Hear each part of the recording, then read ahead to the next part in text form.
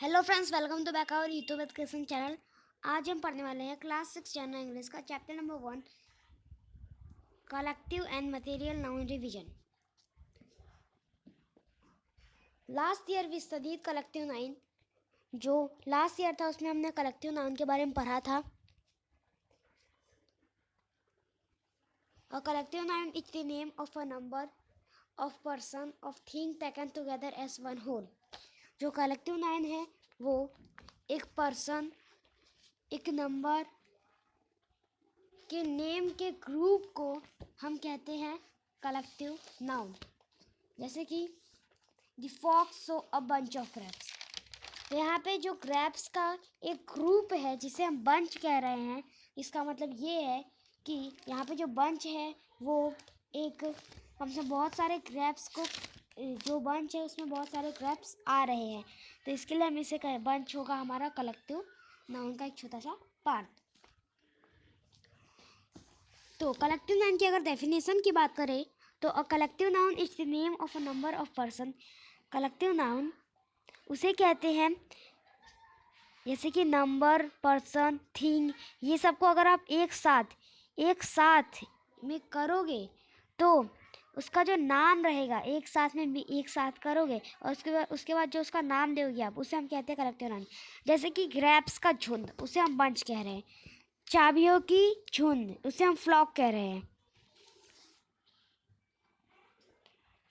तो आगे बढ़ते हैं। जैसे कि यहाँ पे आपका कलेक्टिव एंड मटेरियल नाउन के बारे में बात हो रही है, तो कलेक्टिव नाउन मतलब आपको पता चल गया है किसी चीज़ के ग्रुप को कोई हम नाम दे दे तो वो हो गया कलेक्टिव नाउन। जैसे कि शिप के ग्रुप को हम कहेंगे फ्लॉक, गर्ल्स के ग्रुप को हम कहेंगे बेबी, चाबियों के ग्रुप को हम कहेंगे बंच, जो चोर होते हैं रॉबर्स, उनके ग्रुप को हम कहेंगे उनका गैंग। तो हमको तो पता चल गया कलेक्टिव नाउन क्या होता है। अब ये मटेरियल नाउन क्या होता है, तो मटेरियल नाउन में जो होता है, मटेरियल नाउन का डेफिनेशन की बात करें तो मटेरियल नाउन ऐसा नाउन, जो मटेरियल नाउन है वो डिनोट्स करता है matter substance of which thing are made. कोई भी मैटर हो, कोई भी सब्सटेंस है, वो किससे बना हुआ है। जैसे कि I don't take much sugar in my tea, तो जो टी है वो किससे बना हुआ है, इधर इधर जो सेंटेंस में जो टी है वो शुगर से बना हुआ है। जैसे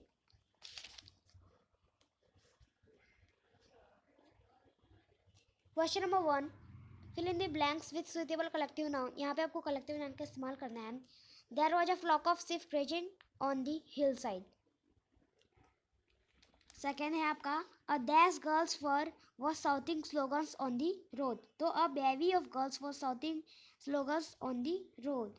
तो यहाँ पे थर्ड नंबर है I can't open the lock, मैं ये लॉक खोल नहीं सकता एस आई हैव, क्योंकि मैंने जो अपनी कीज़ की जो ग्रुप है उसको खो दिया है। तो उसने जो है ना क्या किया होगा, उसने बहुत सारी चाबियाँ एक में ही रखी होगी और वो उससे वो खो गया, तो उससे सारी उसकी चाबी भी खो गई।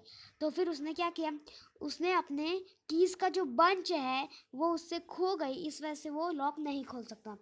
A dash of robber enter the village and looted the house.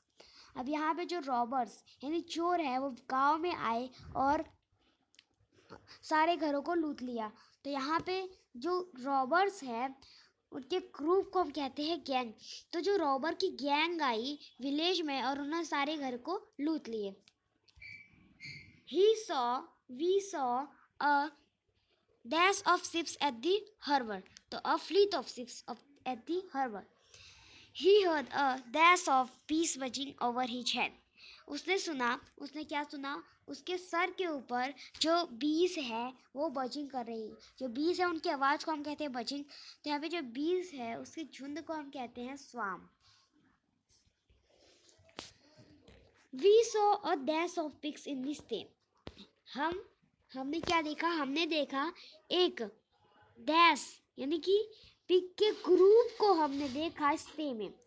तो ए लिटर यानी पिग का जो ग्रुप होता है उसे हम लिटर कहते हैं। तो हमने देखा litter of group of pig in the sty. It is difficult to find out a needle lost in a stack of hay। 9. The rich man called a band of musicians at the time of his son's wedding। अब यहाँ पे जो musicians है जो गाने बजाने लोग हैं उनके ग्रुप को हम कहते हैं बैंड।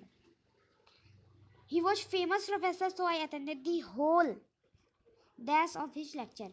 तो जो लेक्चर होता है, ठीक है, जो पूरा लेक्चर होता है, यानी जो जैसे कि होल लेक्चर, यानी इसमें कम से कम कितने सारे लेक्चर होंगे, तो फिर जो इतने सारे जो लेक्चर्स के ग्रुप है उसे हम कहते हैं course.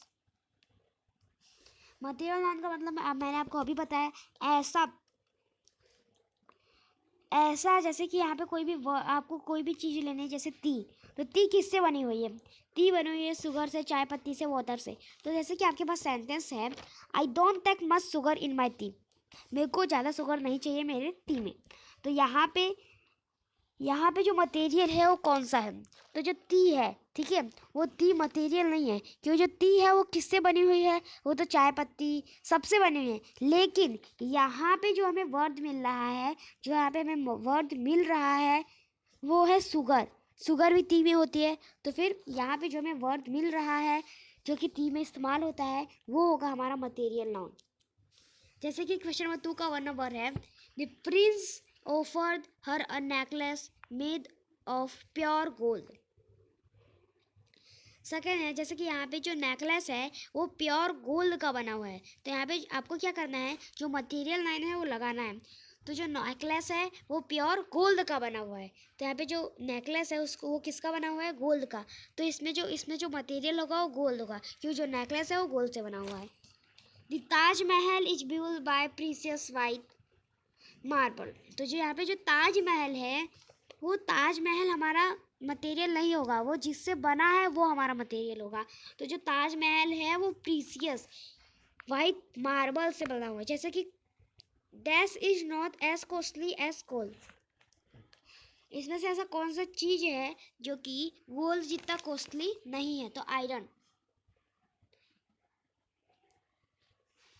I don't take much sugar in my tea, मेरे को ज़्यादा शुगर नहीं चाहिए मेरे टी में। उसकी टी तो है, हाँ उसकी टी है, सब मान रहे हैं, लेकिन उसके अंदर जो चीज़ इस्तेमाल हो रही है वो है शुगर। बीस buzzing dash from different flower. तो जो बीस है वो कलेक्ट कर रही है, यहाँ पे जो बीस है वो कलेक्ट कर रही है अलग अलग फ्लावर्स में से, क्या? वो हनी कलेक्ट कर रही है। Statues are mostly made of, statues किससे बने हुए होते हैं? यहाँ पे स्टेचूज है वो बने होते हैं, ठीक है, स्टेचूज जिससे बना होगा उसे कहेंगे हम मटेरियल नाउन। तो स्टेचूज स्टोन से बने हुए होते हैं। ऐसे इसमें 7 नंबर है ग्लास इच ब्रिटल, 8 नंबर है some people are as black as coal, यहाँ पे 9 नंबर है South Indian prefer coffee to tea. ऐसे आपके सारे नंबर हैं। तो फिर ये चैप्टर आपका फिनिश होता है। अगर आपका हमारा वीडियो अच्छा लगा इसे लाइक कीजिए, सब्सक्राइब कीजिए, शेयर कीजिए। मिलते हैं अगले वीडियो में। जय हिंद, जय भारत।